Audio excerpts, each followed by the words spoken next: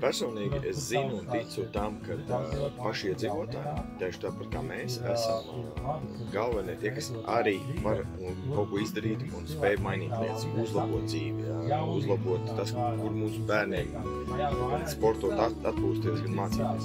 Mūsu pašu rokās. Mana personiskā iedvesma un tāda motivācija ir uzlabot esošo situāciju, jo es kā iedzīvotājs un kā cilvēki, kas aktīvi dzīvo un darbojās Mārupē, ir atstājis problēmas varbūt nedaudz no cita skatu punkta nekā Mārupas vadība. Man gribas kaut ko mainīt un gribas nevis sūdzēties, ka nekas netiek darīts vai tiek izdarīts netik labi, kā gribētos, bet gribas iesaistīties tajā un izdarīt pēc iespējas labāk, lai arī tajā vidē dzīvotu un lebotos ar to.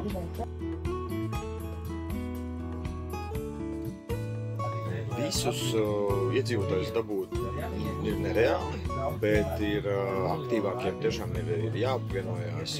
Šis ir viens no formātiem. Es piedāvāju arī ziemas sezonā to darīt skolām, Mārupas pamatskolām. Tā ir vieta, vide, kur jau ir sanāk reiz mēnesī, varbūt reiz ceturksnī.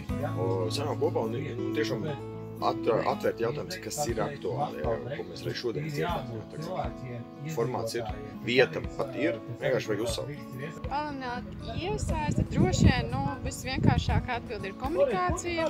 Jāatrod ir droši vien vislabākā un efektīvākā komunikācijas forma. Es domāju, ka šis pasākuma formāts ir ļoti labs, lai atbrīvotu cilvēkus un iesaistītu šīs apkārtējās vides sakārtošanā. Šodien varbūt piedalās maz cilvēki šajā pasākumā, bet turpmāk draugi radi noteikti arī tiks iesaistīti šiem cilvēkiem.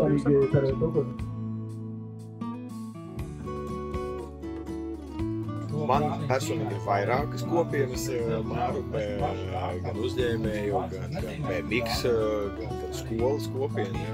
Un man ļoti priecē, ka bieži vien es redzu viens no pašs cilvēks, aktīvos cilvēkus. Tā arī ir, ja tie aktīvie cilvēki ir aktīvi vienā lietā, viņi parasti ir aktīvi ar citu.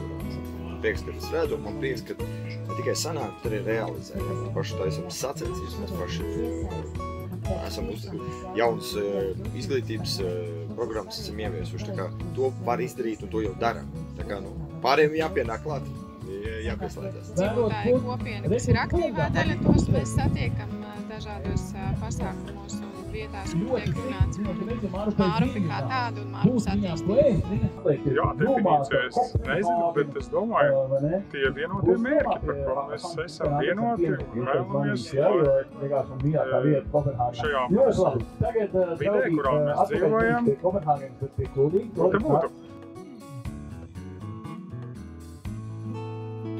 Lai cik dīvaini tas nebūtu, tas sākas ar brīvo gribu. Ir jābūt cilvēkiem, kuri vēlas paust savu viedokli, vēlas to darīt skaļi, vēlas to darīt publiski. Tas nozīmē, ka ir jābūt vairākiem cilvēkiem, kuriem šāda brīvā griba ir, un viņiem ir jāatrod iespēja pirmkārt jau vienoties par to, kādos apstākļos viņi sanāk kopā, lai par kaut ko kopā diskutētu.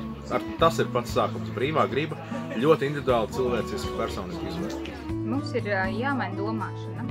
Mēs esam nevis tikai mūsu sēta un mūsu vēlme kaut ko darīt savas labklājības labā beidzas ar mūsu šētu, bet mums ir jāsaprot, ka mēs esam savu novadu un tālāk jau savai valstī. Attiecīgi, iepazīstoties ar kaimiņiem, saprotot, kas mūsu jau kā kopienas, vai tā būtu ielas, visas ielas iedzīvotāji, vai tas jau ir plašāk jau apkārtnes iedzīvotāji. Mums ir jāsaprot, kas ir tās, kas ir mūsu vienojošās problēmas un nepieciešamības, un tālāk jau nevis ar vienu balsi, kaut kur Facebookā vai kaut kur veikalā pastāstot savu bērnu, bet tiešām ejot pie pašvaldības un kopīgi startējot dažādos projektos, iegūstot finansējumu, skatīties arī, kā mēs paši varam veidot savu vidi labāku.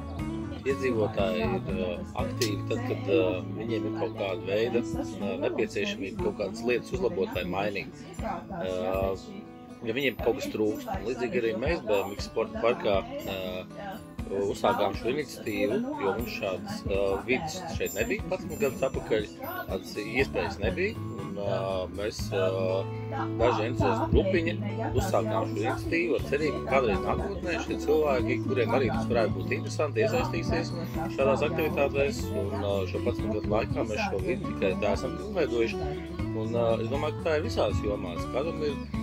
Kādam ir aktīvs suņu izstādes, kādam ir aktīvs kāda cita veida parka izveida vai citas iniciatīvas. Būtiski ir šiem iedzīvotājiem sakomunicēt šos cilvēkus, kuriem ir līdzīgas intereses kopā, un tad līdz ar to arī šīs aktivitātes veidosies. Kāds, protams, aizies, bet kāds jauns atkal nāks klāt, tikai tā šo vidu var pilnveidot.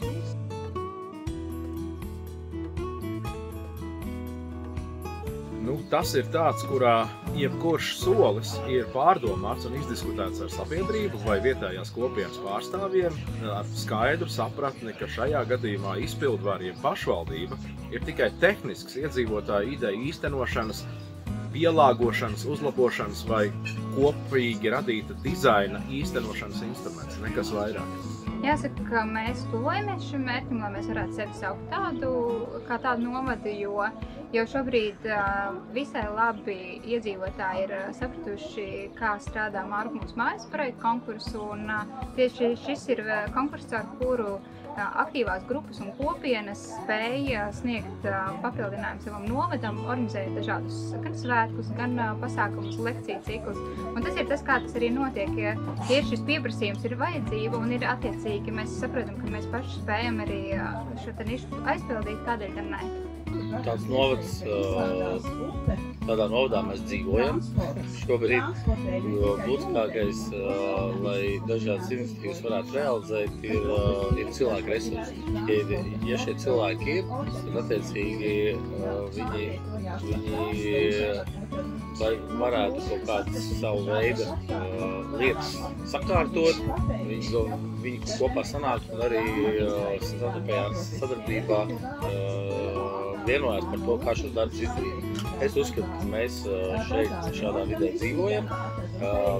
Pierīgā šādas iespējas ir. Šeit dzīvo iedzīvotāji gan, kas ir iznākuši ārpus Rīgas, gan iedzīvotāji, kas ir šeit no visas Latvijas teritorijas. Mums ir jāmācās sadarboties dažādās jomās.